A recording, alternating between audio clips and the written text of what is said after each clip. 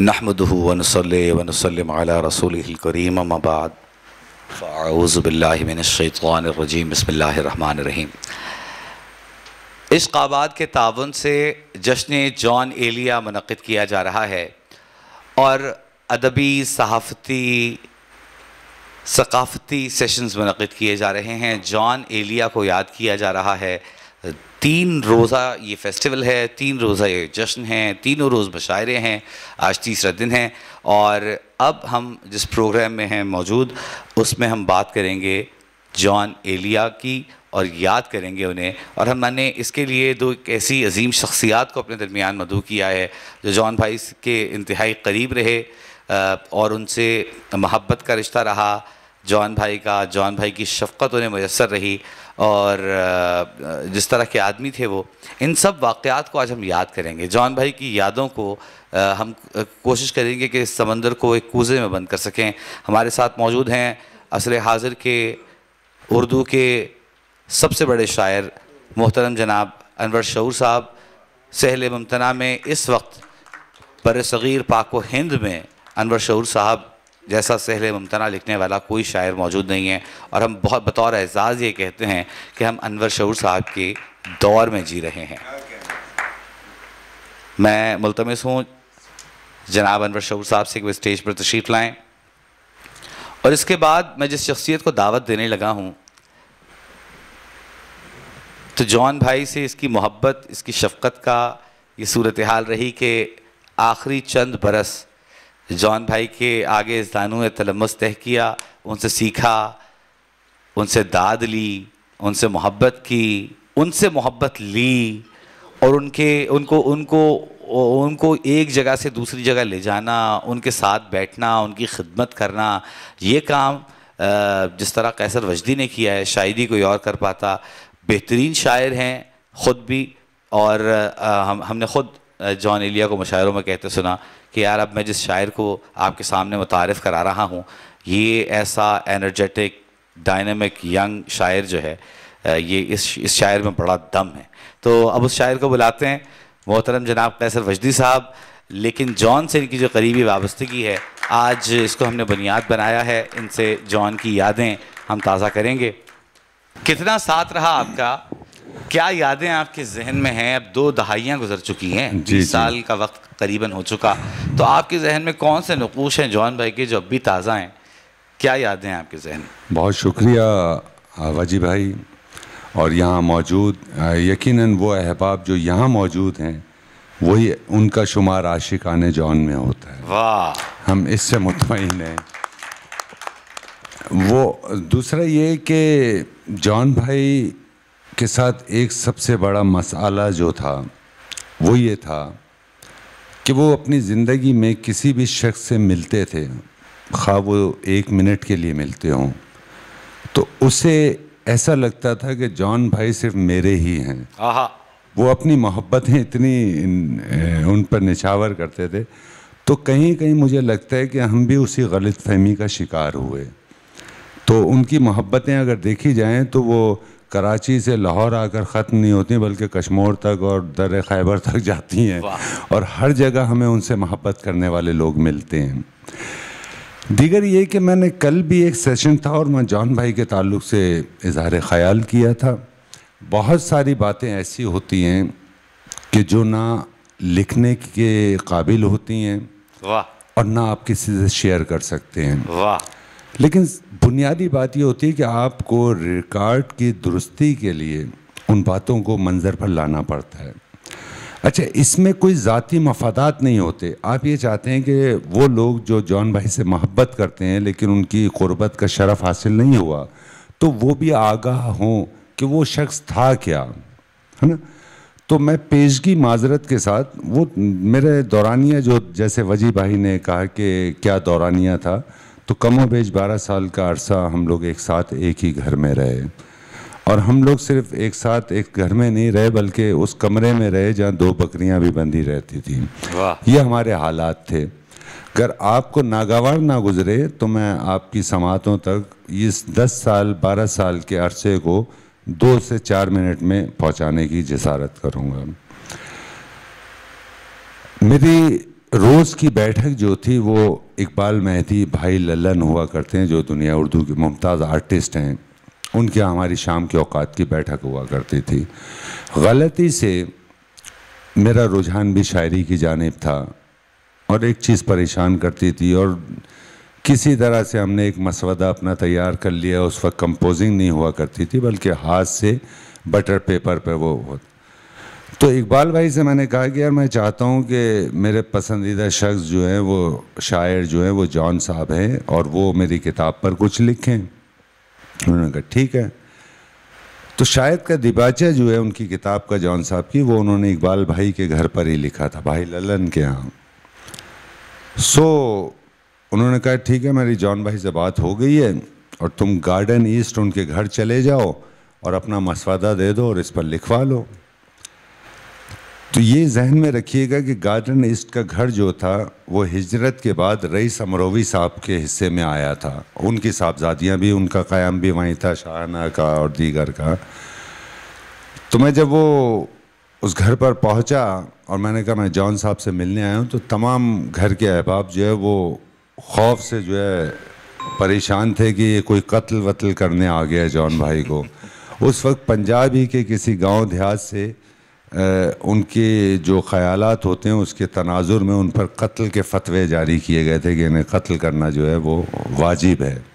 تو وہ چھپتے پھر رہے تھے ان برے دنوں میں۔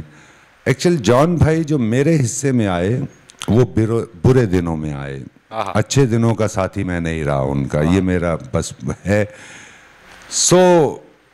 ان سے میں نے درخواست کی کہ جان بھائی سے ملنے آئے، انہوں نے منع کیا۔ میں دوبارہ اقبال بھائی کے پاس گیا، انہوں نے کہا وہ ہنستے ہوئے کہا کہ میری بات ہو گئی۔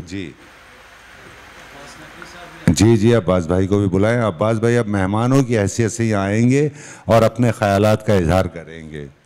ایک چیئر اور لگوا دیجئے۔ عباس بھائی آپ کو بھی مزہ آئے گا گفتگو کا، آ جائیں۔ میں آپ سے معافی چاہ رہا ہوں کہ درمیان میں جو ہم نے اس سیشن کو روکا۔ شکریہ۔ ہم اسٹیج پر ایکچولی اس پروگرام کو جان ایلیا عباس نقوی کو خوش آمدید کہتے ہیں۔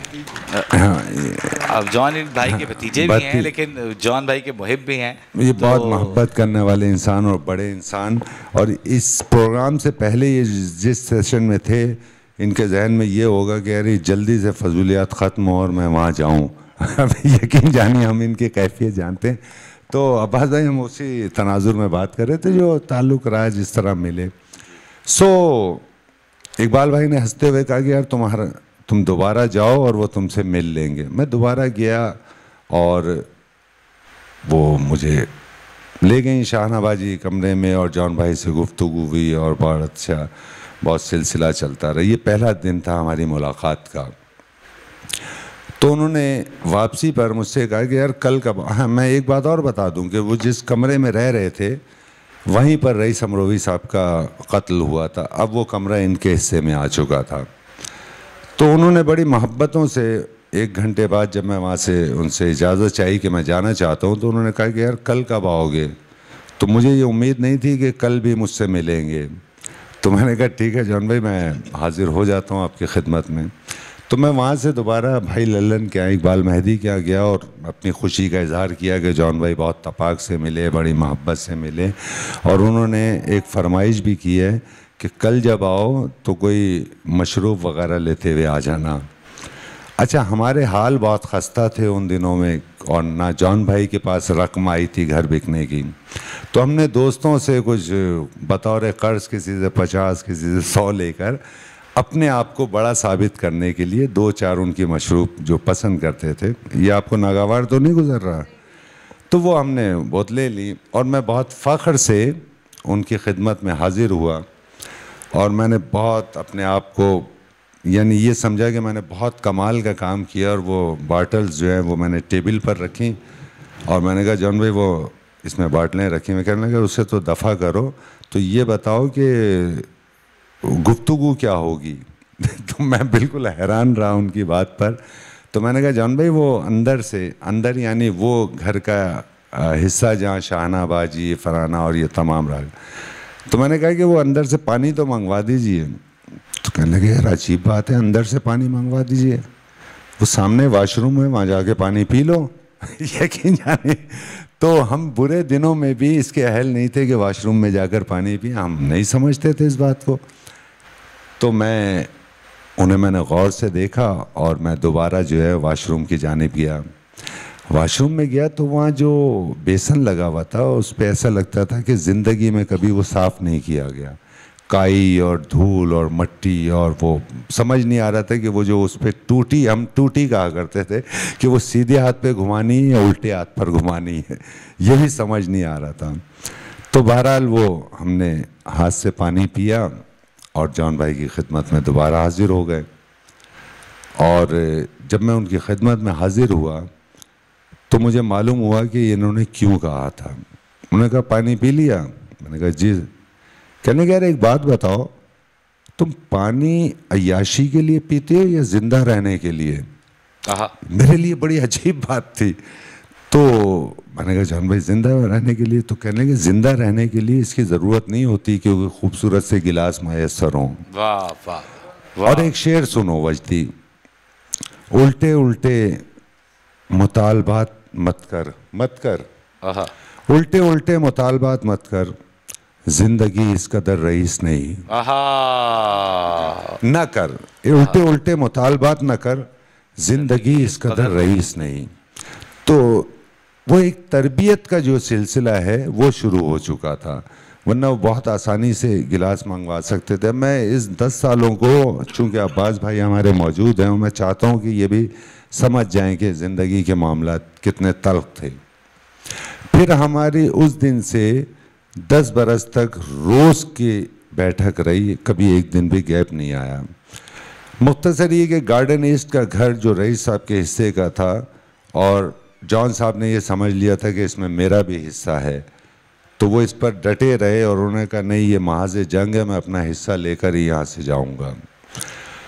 تو وہ تمام احباب جو اس گھر میں تھے وہ تو اپنے اپنے گھروں میں شفٹ ہو گئے حصہ لینے کے بعد. آخری شخص وہاں پر جان ایلیا صاحب رہ گئے گارڈن ایسٹ کے گھر پر. تو بلڈر جو تھا انہوں نے پے آرڈر وغیرہ جان صاحب کو اس وقت کا آئی تھنک 60 لاکھ روپے کا بنایا اور وہ ان کے سپورٹ کیا، لیکن ان کے پاس کیش نہیں آئے تھے. اور اس کے بعد اس نے کہا کہ آپ کے پاس 1 گھنٹے کا وقت ہے، آپ یہ گھر خالی کر دیجئے. اور وہ یہ کہہ کر چلے گئے. اب جان بھائی پریشان تھے، پیسے ہاتھ میں نہیں تھے، ہمارے حالات اچھے نہیں تھے. تو کہنے لگے یار وہ تو یہ کہہ کر گیا کہ 1 گھنٹے میں خالی کر دو، تو اب ہمیں کہاں جانا ہے؟ تو میں نے ان سے کہا کہ آپ یہاں بیٹھیں، میں 1 گھنٹے میں آتا ہوں اور پھر کچھ نہ کچھ دیکھتے ہیں کہ ہمیں کہاں رہنا ہے آئندہ. تو انہوں نے بڑی حسرت سے میری آنکھوں میں آنکھیں ڈال کر دیکھا، یعنی غیر یقینی کہ اس پر، اور کہنے لگے یار آ بھی جاؤ گے؟ واہ واہ واہ واہ واہ واہ. تو میں نے کہا نہیں جان بھائی میں ضرور آؤں گا، آپ بیٹھے رہیں یہاں پر. تو میں بفر زون میں کراچی میں میرا قیام تھا، وہاں ایک دوست تھے جو کرائے پر کمرے دیا کرتے تھے. ان سے میں نے کہا کہ یار ہمیں ایک کمرہ چاہیے کرائے کے لیے، فی الوقت ہمارے پاس پیسے نہیں ہیں اور ہم بعد میں یہ پیسے آپ کو دے دیں گے. تو انہوں نے کہا یار کمرے تو میرے تمام جو ہے وہ رینٹ پر ہیں، ایک کمرہ میرے پاس ہے لیکن اس پر میری بکریاں بندھی ہوئی ہیں، تو تم وہ دیکھ لو، اگر رہ سکتے ہو تو وہاں رہ لینا. تو میں نے کہا دکھا دیجئے کمرہ. ہم وہ اس کمرے میں گئے، وہاں بکریاں بندھی ہوئی تھی اور مجھے لگا کہ ہم یہاں رہ سکتے ہیں. تو میں نے ان سے کہا کہ یار ہم یہاں رہ لیں گے لیکن یہ بتائیں کہ یہ بکریاں کہاں باندھیں گے؟ کہہ لیں گے بکریاں یہیں بندھی رہیں گی. کہہ لیں گے بکریاں یہیں بندھی رہیں گی، اگر آپ ساتھ رہ سکتے ہیں تو رہ لیں. تو ہم نے کہا ٹھیک ہے، چونکہ ہمارے پاس کوئی آپشن نہیں تھا، ہم ان بکریوں کے ساتھ وہاں پر رہنا شروع ہو گئے. جان صاحب غزل کہہ رہے ہیں، ہم ان کی جو خدمت کر سکتے وہ کر رہے ہیں، وہاں سے بکریاں میں کر رہی ہیں. اس معاملات میں شاعری ہوتی رہی جان بھائی کی. جب وہاں 3 روز ہمارا قیام رہا تو سب رنگ ڈائجسٹ کے آنر تھے اور بہت اچھے رائٹر، اردو دنیا کا مان ہے شکیل عادل زادہ. ان کا میرے پاس فون آیا کہ وجدی میں نے سنا ہے کہ یہ جو ہیں جان بھائی بہت غلط جگہ پر رہ رہے ہیں یار، تم ایسا کرو کہ انہیں جو ہے انیک کے گھر پر پہنچا دو. انیک جو جیو سے الف کا پروگرام کرتے ہیں عالم ہیں، ان کے گھر پر پہنچا دو اور باقی دیکھتے ہیں کیا کرنا ہے. ٹھیک ہے. میں نے جان بھائی کو اس بات سے آگاہ کیا اور انیق کے گھر پر گلستان جوہر میں بھائینی ہائٹس میں انہیں پہنچا دیا. آپ جہاں تکلیف محسوس کریں تو میں وائنڈ اپ بھی کر دوں گا, مجھے بتا دیجئے گا. تو میں تو اپنی ایک کیفیت میں جو یادیں ہیں وہ شیئر کر رہا ہوں آپ سے. تو انیق کیا میں نے انہیں پہنچا دیا. دوسرے دن میرے پاس شکیل عادل زادہ کا فون آیا اور انہوں نے کہا کہ یار وجدی تم کہاں ہو؟ تو میں نے کہا شکیل بھائی میں بفر زون گھر کی سائڈ ہوں. کہنے لگے یار تم فوراً انیق کے گھر جاؤ اور جان بھائی کو لے کر آ جاؤ, انیق ان کی پٹائی نہ کر دے. تو میں پریشان ہوا, تو میں نے کہا شکیل بھائی خیریت کیوں؟ کہنے لگے یار یہ بعد میں بات کریں گے, تم پہلے کو لے کر آ جاؤ جان بھائی کو. میں ایک بغیر چھت کی ایک سوزوکی ملتی تھی 100-150 روپے کی, وہ لی میں نے اور میں بھائینی ہائٹس پہنچ گیا. تو وہاں گیا تو وہ جو فلیٹ کے آگے صحن ہوتا ہے وہ اپنی دونوں, ایک پنجابی میں کہتے ہیں وکھی اور اردو میں کہتے ہیں پسلیاں, تو وہ اپنی پسلیوں پر ہاتھ رکھے ہوئے صحن میں کھڑے ہوئے تھے اور دوسری منزل سے ان کا بستر گرایا جا رہا تھا, یعنی پھینکا جا رہا تھا. وہ تمام حالات میں جان گیا اور میں نے ان سے کوئی سوال نہیں کیا, اور وہاں سے ہم دوبارہ جو ہے ان کا بستر سوزوکی میں رکھ کے انہی بکریوں والے کمرے میں آ کر رہنے لگے. ایک بات ریکارڈ کی درستی کے لیے میں ضرور آپ کی سماعتوں تک منتقل کرنا چاہتا ہوں. جان صاحب کی صاحبزادی, وہ میں نے بہت سے چینلز پر اور اس پر دیکھا کہ انہوں نے شکایتوں کا اظہار کیا کہ وہ ہمارا جان صاحب کا ذکر نہ کریں. تو میں حیران, یہ بہت چھوٹی بات ہے, یہ ہماری سطح کی بات نہیں ہے کہ ہم اسے کریں, لیکن اس کی سطح کی بات ہے ان کی صاحبزادی کی. ہم چاہتے ہیں وہ سمجھ جائے اس بات کو. جب آپ کسی سے تعلقات ختم کرتے ہیں تو پھر آپ اس کے پیسے کے محتاج نہیں ہوتے. آپ نے ان کی ساری زندگی میں سہولیات حاصل کی, آپ کی تعلیم و تربیت کے اخراجات انہوں نے اٹھائے, حتیٰ کہ مرنے کے بعد 60 لاکھ روپے جو اس وقت کی بہت بڑی رقم تھی وہ بھی آپ تک انہوں نے پہنچائی. آپ کس منہ سے کہتی ہیں کہ ان کا ذکر نہ کریں؟ مطلب آپ کو کوئی رائٹ نہیں ہے. یا تو آپ ان سے تعلقات یوں ختم کرتے ہیں کہ آپ ان کی کسی چیز سے وابستہ نہ رکھتی. آپ نے ان کی تمام آسائشوں کو تو اختیار کیا, اس رشتے سے آپ انکاری ہیں. میں اور لوگوں کو یہ موقع دینا چاہ رہا ہوں ٹائم کا, میں آپ ذرا کنکلوڈ کیجئے گا. بس یہی وہ چند باتیں تھیں, یہ محبتوں کی باتیں تھیں. میں چاہتا تھا کہ ان کی اچھی یادداشتیں جو ہیں وہ شیئر کروں, لیکن عجیب بات ہے جب بیٹھتے ہیں تو بری باتیں یاد آتی ہیں. اس کی میں معافی چاہتا ہوں اور وجی ثانی جیسا حکم صادر کریں. وقت کم ہے, میں بہت شکریہ, بہت خوبصورت گفتگو کی. یہ جس طرح وجدی صاحب نے کہا کہ جان بھائی کے جو برے حالات تھے اس میں وجدی صاحب ساتھ تھے, اور ہمیں جان بھائی کو پورا سامنے رکھنا ہے. ہم عباس نقوی صاحب آپ کی طرف آتے ہیں, آپ بھتیجے بھی ہیں, آپ محبت بھی کرتے ہیں اور ایک آپ کا قلبی رشتہ بھی ہے جان بھائی سے. آپ کے ذہن میں کیا یادداشتیں ہیں, کیا یادیں ہیں جو محو ہیں جان بھائی کی؟ دراصل میں یہاں سوچ کے تو کچھ اور آیا تھا. اب گفتگو کا پیرایا مختلف ہے. ہمارے ہاں ہوتا یہ ہے کہ, بلکہ اس کو میں یوں کہوں کہ محبت کا ایک سب سے بڑا المیہ ہے, اور محبت کا المیہ یہ ہے کہ جب وہ تبدیل ہوتی ہے تو وہ نفرت میں بدل جاتی ہے. جب اس کا سکہ پلٹتا ہے تو نفرت میں تبدیل ہوتا ہے, میانہ روی نہیں ہوتی اس میں. یا تو محبت ہوتی ہے اور پھر شدید محبت سے شدید نفرت میں چلے جاتے ہیں آپ. یہ انسانی رویے ہیں. تو جو وجدی بات کر رہے تھے اس کے جواب میں صرف یہی کہہ سکتا ہوں, کہنا چاہوں گا, کیونکہ اس میں کہنے کو تو بہت کچھ ہے, اور میری ظاہر ہے میرے وجدی سے میری ملاقات کی وجہ بھی جون صاحب ہی ہیں. ان کے ساتھ ہوتے تھے تو میرا بھی روز نہیں تو اور دوسرے چوتھے دن ان کے ساتھ ضرور. یہ الگ بات ہے کہ میں ان سے مغرب سے پہلے کا ساتھی تھا. اچھا, میں مغرب سے پہلے ان کے پاس جاتا تھا, کیونکہ مغرب کے بعد اور بہت سارے لوگ آ رہے ہوتے تھے.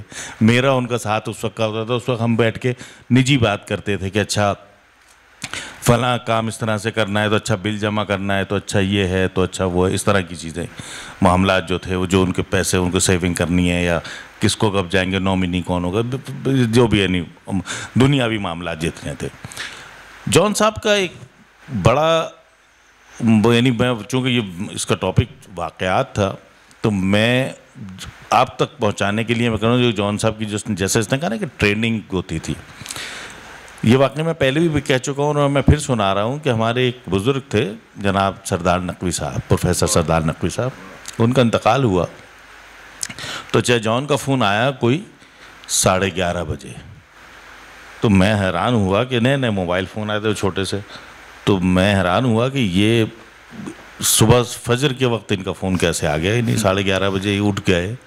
میں نے فون اٹھایا، میں نے کہا جی آداب چاہیے، کہنے لگے میاں بالے جیتے رہو، یہ بتاؤ کہ میں نے سنا سردار کا انتقال ہو گیا، تو میں نے کہا تمہیں پتہ ہے؟ میں نے کہا جی مجھے پتہ ہے۔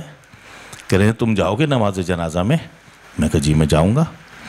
تو کہنے مجھے بھی لے لیجیے۔ تو میں نے کہا چاہے جاؤ نا، آپ رات میں کہیں نہیں جاتے، رات میں جانا آپ کا مشکل ہے، آپ دن میں کہاں جائیں گے، دھوپ میں، گرمی ہے، جون کا مہینہ ہے۔ تو کہنے لگے ایک بات بتاؤ، جون میں جون نہیں ہوگا تو کیا دسمبر ہوگا؟ میں نے کہا جی بات ختم ہو گئی، میں آپ کو لے لوں گا۔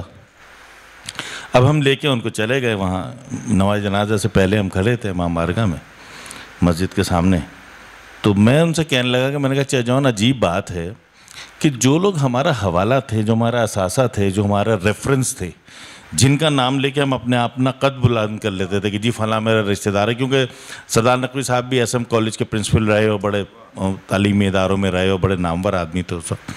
تو میں نے کہا اچھا کسی اسٹوڈنٹ کے لیے یہ ایک بہت بڑا اعزاز ہوتا ہے کہ پرنسپل اس کے جان پہچان والا ہے، تو یعنی اگر پرنسپل کوئی جان پہچان والا ہے تو اس وقت ہم اس سے بڑی سعادت کی بات کوئی نہیں ہوتی کہ جی ہمیں جانتے ہیں پرنسپل صاحب، یعنی ٹیچرز تو جانتے ہی ہیں، پرنسپل بھی جانتے ہیں۔ تو ہمارے ساتھ یہ خوش قسمتی رہی کہ وہ گھرانہ ایسا تھا کہ وہ اکثر و بیشتر لوگ اس طرح کے ہمیں پہچانتے بھی تھے اور جانتے بھی تھے۔ یہ اچھا بھی تھا اور برا بھی تھا، کیونکہ بہت سارے مقامات پہ خوفگی بھی ہو جاتی تھی کہ ہم کچھ اوائل عمری میں جوانی کی جو معاملات چلا رہے ہیں اس میں ایک دم سے کوئی آ گیا۔ بہرحال تو وہ جب ہم نے میں نے ان سے کہا کہ سب لوگ جاتے جا رہے ہیں، عجیب بات ہے، سب خالی ہوتا جا رہا ہے، تو کہنے لگے دیکھو یہ مشیت الہی ہے، جو آ گیا اس کو ایک دن جانا ہے، یہ تو مشیت ہے، یہ تو طے ہو گیا۔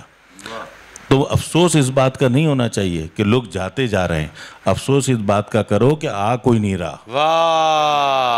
افسوس کا مقام یہ ہے کہ آ کوئی نہیں رہا۔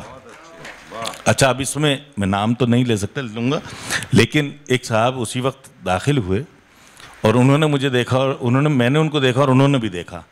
اب میں نے ان کو دیکھ کے سوچا، وہ بھی دیکھ رہے تھے، تو میں نے سوچا کہ میں نے کہا نہیں ایسی بات نہیں ہے، کچھ لوگ آ بھی رہے ہیں، لکھ بھی رہے ہیں اور اچھا بھی لکھ رہے ہیں۔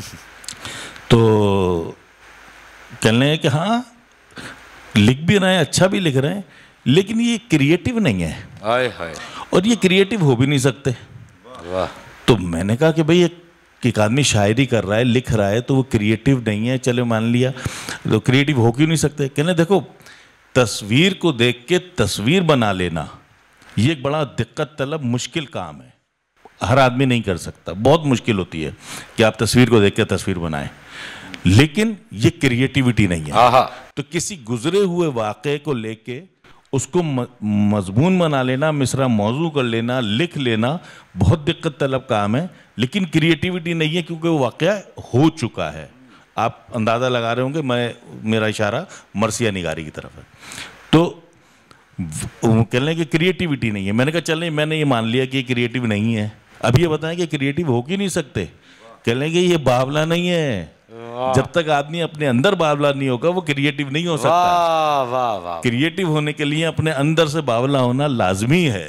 تو یہ میں آپ کو بتا رہا ہوں کہ یہ نہیں، ایک تو ایک نشست ایک واقعہ ہے ایسا، اور ایسے جیسے یقیناً دیگر کئی واقعات ہوں گے، بہت زیادہ۔ ہمارے پاس وقت کم ہے عباس نقوی صاحب، ہم آپ کو بہت دیر تک سننا چاہتے تھے، آپ ایک اور سیشن کنڈکٹ کر رہے تھے جس کی وجہ سے آپ تھوڑا دیر سے پہنچے ہیں، وقت ہمارے پاس کم ہے۔ ایک واقعے پہ وہ کر کے میں اس کو کر دیتا ہوں تاکہ وہ جو میسج ان کا ہو جائے، کہ ایک دن مجھ سے کہنے لگے کہ پہلے ایک بات طے ہو گئی۔ میں نے کیا؟ کہنے لگے میں پاکستان میں نہیں مروں گا۔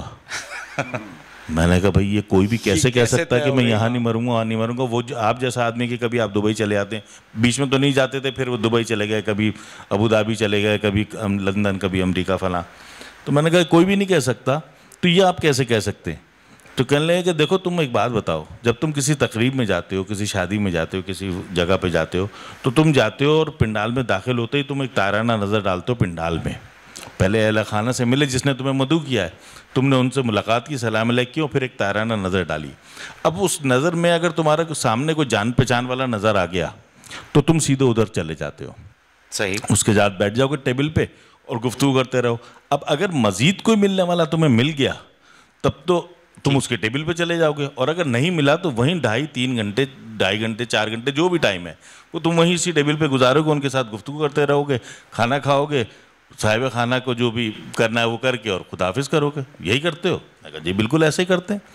چلیں اب جہاں تم جا رہے ہو 2 گھنٹے 2.5 گھنٹے یا 4 گھنٹے کے لیے, وہاں تو جا رہے ہو تم دوستوں عزیزوں رشتہ داروں میں, وہاں تو تم جا رہے ہو دوستوں عزیزوں رشتہ داروں میں, اور جہاں تا ابد لیٹنا ہے وہ پتہ چلا جان ایلیا سخی حسن میں لیٹے ہیں, برابر میں میسور کے عبدالغفور لیٹے ہوئے. اب بھائی میرا ان سے کیا تعلق, میں تو ایسی جگہ لیٹوں میرے آس پڑوس جان پہچان تو ہو. پھر قدرت نے ایک دن دکھایا مجھے, میں جس پہ بات کرنا چاہتا ہوں کہ مشیت بھی اپنا کام کر رہی ہوتی ہے, کہ ایک دن آیا جس دن ان کا کیا کہوں کہ بس وہ ہم سے چلے گئے یہاں سے, تو میں ان کی لحد میں اترا. جب میں لحد میں اترا تو میں ان کو لحد میں اتار رہا تھا, اور آپ کا چینل اس کو کور بھی کر رہا تھا. میں لہر میں اتار رہا تھا تو سخی حسن قبرستان تھا.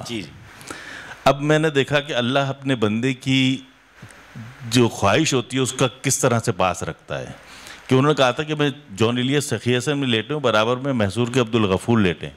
تو وہ آئے تو سخی حسن ہی, اللہ تعالیٰ نے کہا تم آئے تو سخی حسن, لیکن برابر میں محصور کے عبدالغفور نہیں, ان کے اپنے بھیا سید محمد تقی, رئیس امروی, صادقین, یہ سب لوگ اس جگہ پہ موجود ہیں. یعنی اس نے اپنے بندے کی خواہش کا احترام بھی کیا اور وہ وہاں پہ لایا. تو اسی پہ میں آپ اختتام کرتا ہوں. بہت شکریہ. بات ہوئی جان بھائی کی, یار وجی بھائی وہ چونکہ بڑی اہم بات کی ہے انہوں نے لحد میں اتارنے کی ہمارے عباس بھائی نے, تو میں صرف آپ سے چند سیکنڈ اور چاہتا ہوں کہ لحد تک پہنچنے کے سے پہلے بھی کچھ کام ہوتے ہیں, تو میں چاہتا ہوں وہ بھی آپ کی سماعتوں تک منتقل کر دوں. جان صاحب کا جب انتقال ہوا تو انچولی کے قبرستان میں وہ موجود تھے. ڈاکٹر پیرزادہ قاسم اور ہم ایک ساتھ کھڑے ہوئے تھے. تو جنہوں نے انہیں غسل دینا تھا وہ صاحب ہمارے پاس آئے, انہوں نے کہا ان کا کوئی صاحبزادہ ہو تو ان سے کہیں کہ وہ ہماری مدد کروا دیں اور غسل دے دیں. تو قریبی زریون کھڑے ہوئے تھے, تو میں نے زریون سے کہا کہ زریون جا کے ذرا ان کی مدد کرو اور ابو کو غسل دے دو. تو زریون نے کہا کہ نہیں وجدی بھائی میں غسل نہیں دوں گا, میں اگر انہیں غسل دوں گا تو مجھے اپنے غسل کے لیے دوبارہ گھر جانا پڑے گا. تو وہ غسل پھر میں نے انہیں دیا. پیرزادہ قاسم کے کہنے پر ڈاکٹر صاحب نے کہا کہ یار تم بھی ان کے بیٹے ہو, تم انہیں غسل دو. تو یہ کچھ تلخ باتیں ہیں, میرے پاس تلخ باتیں ہیں عباس بھائی, تو میں چاہتا ہوں وہ لنک ہوتی رہیں اور ملتی رہیں اور ریکارڈ پر آتی رہیں. پھر ان کی زندگی کا میں 1 منٹ اور لوں گا آپ کا. یہ ایک تفریح کی بات ہے, جو ان کی زندگی کا سب سے بڑا مسئلہ تھا زندگی کے آخری سال میں, وہ یہ تھا کہ وہ ہر شخص سے مل کر یہ کہتے تھے کہ یار میری شادی کروا دو. دوسرا ان کے پاس کوئی, ان کے لیے اس وقت شاعری مسئلہ نہیں تھا, ان کی شادی مسئلہ تھا. تو ایک روز مجھ سے کہنے لگے یار یہ تم اپنی کوئی اماں تو تلاش کر لو. تو میں نے کہا یار جان بھائی کیسی تلاش کریں؟ کہنے لگے یار یہ بتاؤ ہندوستان کی سب سے اچھی اداکارہ کون ہے؟ تو میرے ذہن میں ان کا نام نہیں آیا. تو کہنے لگے وہ ہے ایشوریہ رائے. اچھا تم اسے حسن میں کتنے نمبر دو گے؟ میں نے کہا 100 نمبر. تو کہنے لگے میرے لیے 60 نمبر کی ڈھونڈ لو. یہ ان کا تھا. بہت شکریہ. بہت شکریہ قیصر وجدی صاحب. 1 منٹ بس میں اس میں دیکھیں, یہ جو بات ہے نا, یہ بات بالکل صحیح ہے کہ وہ یہ بات کرتے تھے شادی والی, لیکن یہ صرف پوائنٹ آف ڈسکشن تک تھا, اس میں کوئی وہ نہیں تھی. وہ صرف یہ چاہتے تھے لوگ ذرا ہنسی مذاق اور ایک ذرا تفنن والی بات ہو, اس میں کوئی ان کی سنجیدہ مزاجی کا کوئی دخل نہیں تھا. وہ صرف پوائنٹ آف ڈسکشن تلاش کرتے تھے کہ چلو میاں ایک بات کر لو, تھوڑی سی تفریح کر لیں گے بس, اور باقی کچھ بھی نہیں. اچھا انور شعور صاحب ہمارے ساتھ بیٹھے ہیں. انور شعور صاحب نے خوشحالی کا زمانہ بھی دیکھا ہے, جب ان کو تنخواہ ملا کرتی تھی اور جان بھائی کو تنخواہ ساتھ ملا کرتی تھی. تو ہم چاہیں گے کہ انور شعور بھائی سے وہ خوشحالی والے زمانے کی شادی سے پہلے سے بھی جانتے تھے, تو نہیں شادی سے پہلے ہی جانتے تھے.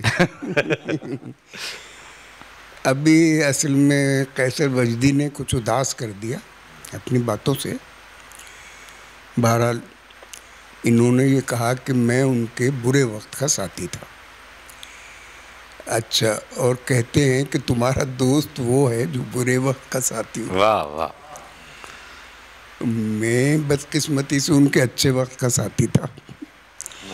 یعنی یہ برا وقت میں نے نہیں دیکھا ان کا. آخری زمانہ جو تھا جہاں وہ رہتے تھے نا کرار کے ہاں, تو وہ وہاں تو میں کبھی گیا بھی نہیں. تو وہ خیر ایک ذرا سا کھچاؤ پیدا ہو گیا تھا. اور لیکن ہمارے مراسم آخر تک باقاعدہ رہے. اور میں نے ذہن میں بہت کچھ سوچا ہوا تھا کہ فلاں فلاں بات کروں گا میں, لیکن اب ایک تو وقت کم ہے, دوسرے یہ کہ یہاں کے سیشنز میں زیادہ تر باتیں ہو چکی ہیں ان کے بارے میں. یعنی میرے پاس کوئی ایسی نئی بات نہیں ہے جو آپ لوگوں کو میں بتاؤں. لیکن بہرحال سبرنگ کا کوئی واقعہ سنائے جب وہ بھی وہ نہیں ابھی جو انہوں نے لڑکیوں وغیرہ کی بات کی, ہمارے جون صاحب اس میں تو کوئی شک نہیں ہے کہ وہ بہت پڑھے لکھے آدمی, بے حد ذہین آدمی تھے. اور لیکن وہ نہ جانے کیا بات ہے کہ وہ اپنا علم و فضل اٹھا کے طاق پر رکھ دیتے تھے اور اس کے بغیر وہ اور وہ جو یہ گفتگو اس طرح کی کرتے تھے کہ وہ شادی کرا دو, یہ کرا دو, یہ میرا خیال ہے وہ اپنا غم غلط کرتے تھے. ہاں. اور مثال کے طور پہ ایک دن کہنے لگے کہ وہ ان کی بیوی جو تھی اتفاق سے بہاری بھی تھی, سنی بھی تھی. تو وہ اپنی وہ پسند یہ بتاتے ہیں کہ دیکھو بھائی اب جو لڑکی ڈھونڈو گے وہ سنی نہ ہو, بہارن نہ ہو. غم غلط کرنے والی بات درست ہے. تو وہ ہاں, حالانکہ وہ جب سے زاہدہ حنا سے یا بچوں سے الگ ہوئے تھے تو وہ ہر وقت میرا خیال ہے انہیں یاد کرتے. ایسا ہی ایسا نہیں تھا کہ وہ کوئی بہت بے وفا آدمی تھے یا بھول بھال گئے, نہ. اور ایک اور بات جو ضرور کہنی چاہیے, ایک زمانہ تھا یعنی جان ایلیا جب 58 میں آئے ہیں, 58 یا 57 میں آئے پاکستان, تو میرے اتفاق سے اسی وقت سے ان سے مراسم شروع ہو گئے تھے. تو گویا 58 کا مطلب یہ ہوا کہ جان ایلیا وہ پاکستان میں جان ایلیا اور مارشل لا ایک ساتھ آئے تھے. تو اس کے بعد سے ان کے یعنی شادی تک ایک لمبا زمانہ دیکھا. تو وہ ایک تو لڑکی ان کا ایک خاص دلچسپی کا موضوع تھا. بہت زیادہ ذکر کرتے ہیں, بہت زیادہ باتیں کرتے تھے اس کے بارے میں. وہ ایک دن اپنے راحت سعید, حسن عابد وغیرہ, بھائی محمد علی صدیقی وغیرہ بیٹھے ہوئے تھے, تو وہی انہوں نے شروع کر دیا. اچھا یہ باتیں وہ زاہدہ کو چڑھانے کے لیے بھی کرتے تھے. جب ذرا دور ہو گئے نا تو یہ ظاہر پہنچیں گی ان تک تو وہ چڑھیں گی کہ بھائی تم میرے لیے لڑکی ڈھونڈو. اور تو سب لوگ ان کے عادی تھے ان باتوں کے. تو وہ راحت سعید کہنے لگے جان چلو اب تمہیں لڑکی کون دے گا, تم اپنی عمر تو دیکھو. تو وہ کہنے لگے نہیں دے گا تو ہم سرحد سے خرید کر لے آئیں گے, 25-26 ہزار میں مل جاتی ہے. تو حسن عابد نے شاید کہا کہ تمہاری اطلاع غلط ہے, نہیں ملتی ہے. خیر اس گفتگو کے پیش نظر مجھ سے ایک شعر ہوا تھا اس زمانے میں. میری ایک غزل تھی کہ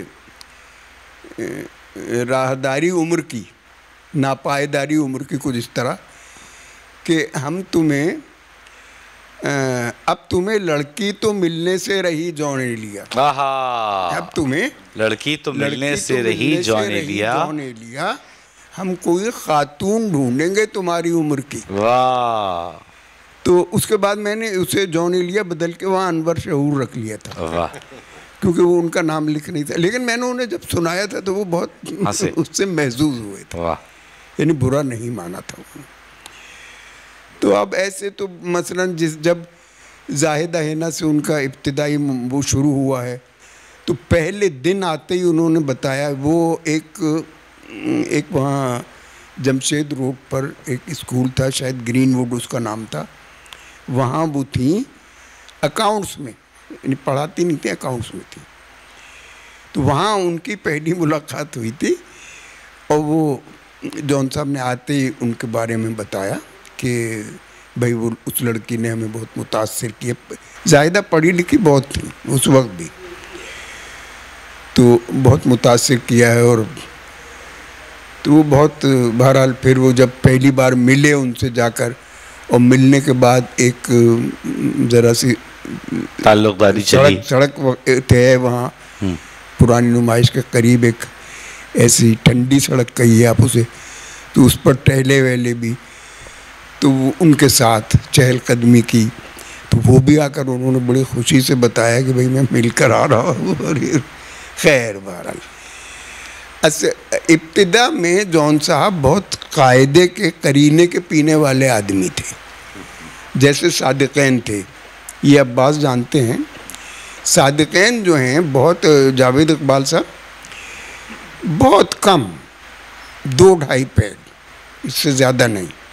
اور یہ بھی کافی دیر لگا کر پیتے تھے وہ، یعنی بہکنے کے لیے انہوں نے کبھی نہیں پی، صرف سرور حاصل کرنے کے لیے پیتے تھے. تو اسے یہ قاعدے قرینے کا کہلاتا ہے ایسا پینے والا.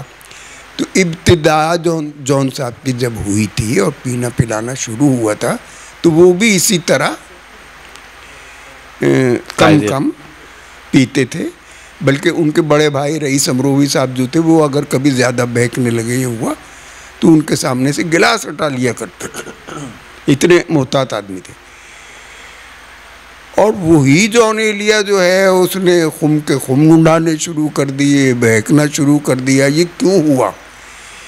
یہ اصل میں وہ زمانہ تھا جب ان کی زاہدہ سے گویا باقاعدہ لڑائی ہو گئی. اطلاق نہیں ہوئی تھی اس وقت، بہت دن تک تو ویسے ہی چلتی. جب ان سے علیحدگی ہوئی نا، تو وہ جون صاحب کے لیے ناقابل برداشت تھا. واہ. وہ کبھی اس کے ہاں ٹھہر گئے، کبھی اس کے ہاں ٹھہر گئے، کبھی لاہور آ گئے، کبھی کہیں اور چلے گئے. تو وہ جس آدمی کی بیوی بھی موجود ہو، اس کے بچے بھی موجود ہوں، اور وہ بیچارہ کبھی ادھر رہ رہا ہے، کبھی ادھر رہ رہا ہے، کبھی، تو وہ ایک یہ اپنی وہ یہ سمجھ سکتا ہے یہ حالت جس کے ساتھ گزر رہی ہوں. بالکل. تو اس کیفیت میں، اس غم کی کیفیت میں ان کی شراب بڑھی ہے. یہ تو ایک بات ہوئی. اچھا، اب جہاں تو علم و فضل کا تعلق ہے، وہ ان کا جو پہلا مجموعہ تھا شاید، اس میں ان کا ایک نثری حصہ ہے، مقدمہ جو ہے، جس کا عنوان نیاز مندانہ تھا. واہ. اچھا، نیاز مندانہ میں ایسی صفحے، یعنی بہت اعلیٰ درجے کی نثر لکھی ہے جون صاحب نے، جس کی ہمارے بڑے بڑے جو نثر کو پرکھنے والے لوگ ہیں، نقاد ہیں، ویسے قارئین ہیں، سب نے تعریف کی. بے شک. کیوں بھائی؟ ایسا ہی ان کی اس نیاز مندانہ کی. اب وہ کیسے ہوا یہ سننے کی بات ہے. کچھ حصہ تو انہوں نے، جیسے کہ یہ بتا رہے ہیں، اقبال مہدی وغیرہ کے ہاں لکھا، کچھ یوں ہی لکھا، گویا ابتدا کر دی تھی لکھنے کی. اس کے بعد انہوں نے مجھ سے یہ کہا کہ تم املا کر دو، یعنی میں بولوں گا، مجھے لکھنے میں دقت ہو رہی ہے، کچھ ذرا سا وہ راشا باشا بھی پیدا ہو گیا ہوگا پینے پلانے کے چکر میں. تو میں نے کہا ٹھیک ہے میں کر دوں گا. تو اب وہ ہوتا یہ تھا کہ وہ سبرنگ آ جاتے تھے، سبرنگ کے دفتر. وہاں سے 4-5 بجے ہم لوگ اٹھے، بوتل لی اور اپنے گھر چلے گئے. ہمارے بچے بھی اس وقت چھوٹے ہی تھے. تو وہ ایک کمرہ ہمارا جو تھا مخصوص، وہ گھر سے وہ ہم اسے بند کر لیتے تھے. اب جون صاحب نے پینا بھی شروع کر دیا، ہم بھی ساتھ دے رہے ہیں، اور لکھنا لکھانا بھی اسی عرصے میں ہوتا تھا. اور کبھی 2 گھنٹے لکھ دیا، کبھی 4 گھنٹے لکھ دیا، کبھی رات ہو گئی، کبھی سو گئے، نہیں لکھا. اس طرح وہ کافی طویل. اچھا، وہ کہنا یہ ہے کہ وہ جو اتنی اچھی نثر ہے، وہ بولی ہوئی نثر ہے ان کی. واہ واہ واہ واہ واہ. دیکھیے بڑے سے بڑا ادیب جب کاغذ پہ لکھتا ہے تو اس کی ایک عادت ہوتی ہے لکھنے کی، پھر کاٹ چھانٹ ہوتی ہے، یہ ہوتا ہے نہ، وہ ان کی بولی ہوئی نثر ہے اور اس میں کسی کاٹ چھانٹ کی ضرورت نہیں پڑتی تھی، جیسی ہے ویسی ہی، وہ میں نے تو ویسے ہی لکھ دیا جو وہ کہہ رہے تھے۔ ہاں یہ ضرور ہوتا تھا کہ وہ بولتے بولتے کچھ رکتے تھے اپنے خیالات مجتمع کر کے پھر بولنا شروع کرتے تھے اور روانی سے وہ لکھواتے چلے جاتے تھے، یہ ان کی علمی کیفیت تھی۔ تو یہ اس بات کی تعریف کرنی چاہیے۔ اچھا پھر وہ 200-250 صفحات ہو گئے تھے فل اسکیپ سائز کے، 200-250 صفحات، اتنی طویل ہو گئی تھی، تقریباً کو 350 بلکہ جی 200-250 ہوئے تھے شاید، جہاں تک مجھے یاد ہے 350 بھی ہو سکتے ہیں، کہ مبالغے میں کوئی حرج نہیں ہے، کیونکہ وہ خود بہت مبالغہ کرتے تھے اپنی باتوں میں۔ تو پھر وہ ان کی جو پہلی کتاب چھاپ رہے تھے سلیم جعفری کی طرف سے، سلیم جعفری، اس میں وہ شکیل بھائی چھاپ رہے تھے، شکیل بھائی نے یہ کہا کہ وہ اتنا طویل تو ہم نہیں دے سکتے، چھوٹا کریں، 30 صفحے ہیں بس ہمارے پاس گنجائش۔ تو خیر اب وہ جان صاحب نے کہا میں اس میں کوئی کمی بیشی نہیں کر سکتا، انہوں نے وہ میرے ذمہ لگا دیا۔ اچھا یہ میں نے واقعہ کہیں بیان بھی کیا ہے، وہ ریختہ کے انٹرویو میں بھی بیان کیا ہے۔ تو اب وہ میری ذمہ داری ہو گئی کہ میں اتنے طویل دیباچے میں سے ایک کروں، اور اس طرح ایک تو ساری ضروری باتیں آ جائیں اور ربط بھی نہ ٹوٹے، اور جو ان کی نثر کی خوبیاں ہیں وہ اس میں برقرار بھی رہیں، وہ پھر میں نے کیا تھا۔ اور اس کو خیر انہوں نے وہ اس کے بہت سراہا بھی تھا انہوں نے اس کوشش کو، اور بہرحال باتیں تو بہت ساری ہیں، صحیح، اور وقت ہمارے پاس کم ہے، اور جان بھائی کی یاد ہے، بڑی اچھی بات ہے کہ وقت کم ہے، مجھے زیادہ نہیں بولنا پڑے گا۔ آخری بات سن لیجیے جی۔ ایک بار ایسا ہوا کہ وہ غصے میں انہوں نے کہا کہ میں نے تمہیں بولنا سکھایا ہے۔ واہ واہ واہ واہ واہ۔ تو میں نے کہا جان صاحب آج معلوم ہوا کہ مجھے بولنا کیوں نہیں آتا ہے۔ بہت بہت شکریہ، ہم اپنے تمام مہمانان گرامی کا شکریہ ادا کرتے ہیں، اور عشق آباد کی جانب سے مہیا کیے گئے جشن جان ایلیا کے اس پلیٹ فارم کا اور اس یادوں کے سیشن کا۔ عباس نقوی صاحب بہت ممنون آپ کا، قیصر رشیدی صاحب بہت شکریہ آپ کا، محترم انور شعور صاحب آپ کا بہت شکریہ، تمام سامعین آپ سب کا بہت شکریہ، سلامت رہیں۔